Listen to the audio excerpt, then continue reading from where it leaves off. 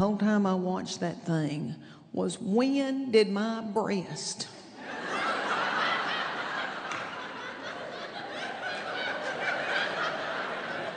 when did my breast get so fat? And I'm not talking, you North Carolina boys, I'm not talking about a cute fat. I'm talking big old mammal breast.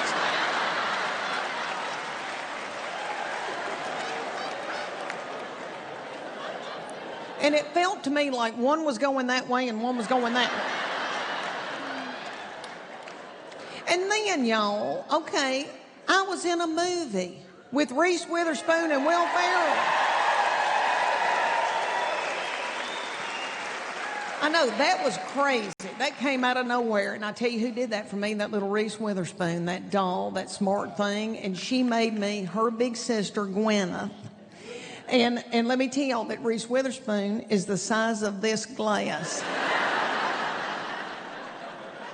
And she stood next to me in that movie, in that wedding movie, and her little head hit right here.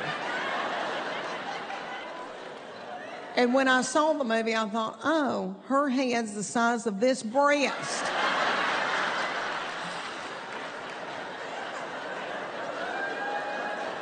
And we shot that thing in Atlanta. It took 2 months, and it was so fun, and it was like being at summer camp. It really was. But I was scared to death. Before I went down there, I thought I was going to get the shingles. I was scared to death. And I thought, well, I bet I'll lose weight. I love history.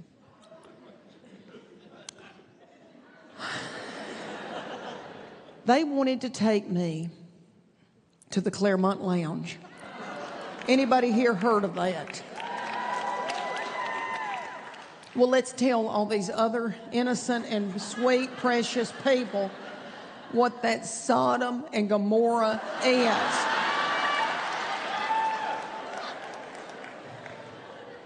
The Clermont Lounge is in the Clermont Hotel, and that's, I guess, a historical hotel. And they painted it pink, and I think it's expensive to stay there. And there's a rooftop bar where all the young people take their Instagram pictures and put it on there. And then inside the hotel is a restaurant, a bar, and a coffee shop.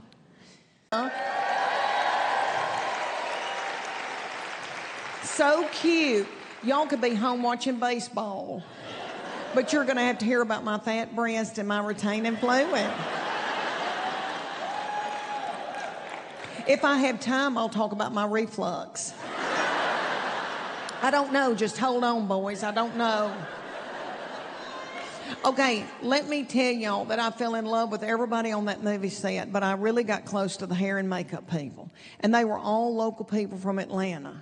And every time I went in that trailer, they would say to me, Leanne, you have got to let us be the ones to take you to this historical place in Atlanta.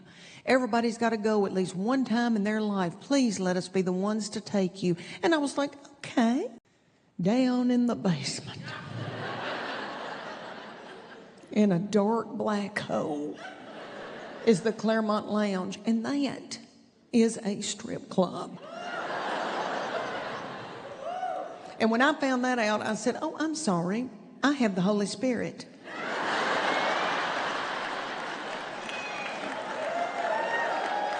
I know.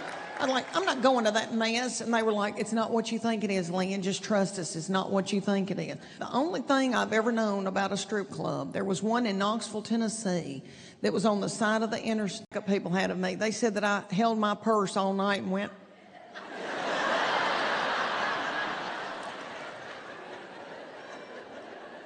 After I was there for a while, I realized there's people that like to go to this place. First of all, darling gay men.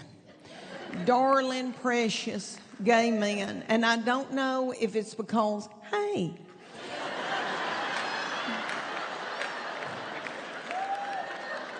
I don't know if it's because y'all like to encourage and lift up and cheer. You know, I think so, you doll. Okay, and then women's groups. Women's groups go. That sounds like Bible study, not that. It's like girls with cowboy hats on and boas, and they're going for bachelorettes and birthday, and they're going, oh, that kind of girl. And then serial killers. Serial killers like to go. I know I looked in the face of a serial killer. The first woman that came out was at least 70 years old. And before I start talking about these little women, I don't want y'all to feel bad and go, Leanne's making fun of little women trying to make a living. Ain't nobody making any money, all right? Nobody.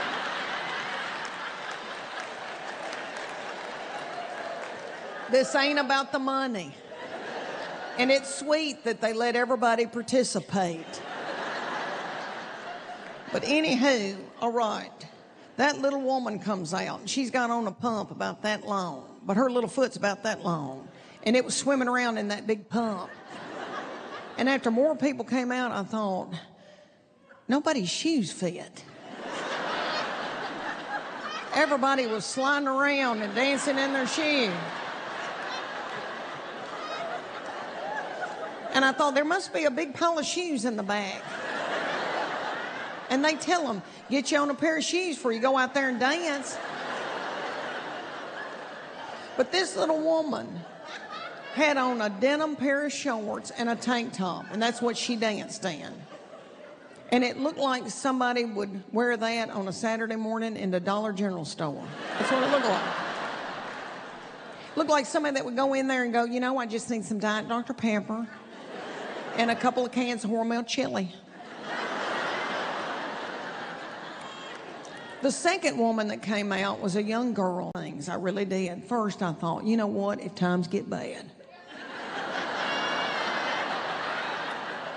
If times get bad, I think I'd be a big deal there. I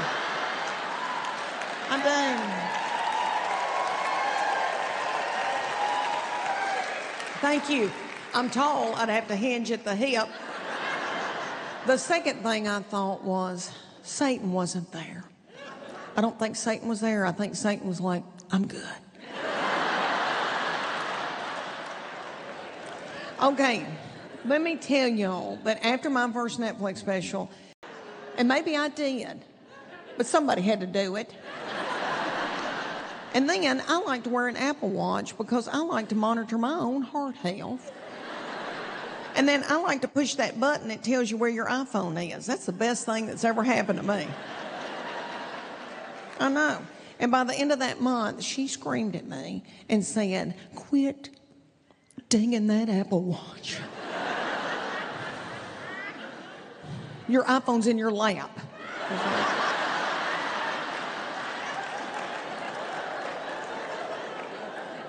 The first place we go to is Oxnard, California.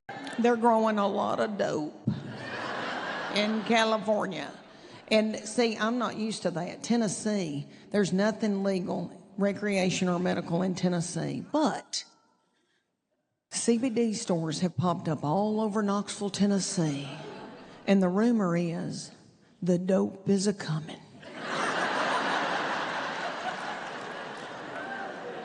And they say that's where the dope is a-going. Is in those CBD stores. So I was with my physical therapist, Justin, and he was working on my sciatica right here and inflammation in my hip. And then sometimes my plantar fasciitis flares up when I'm eating too much bread. And he said, Leanne, I've been hearing a lot of good things about CBD. I think it's very anti-inflammatory.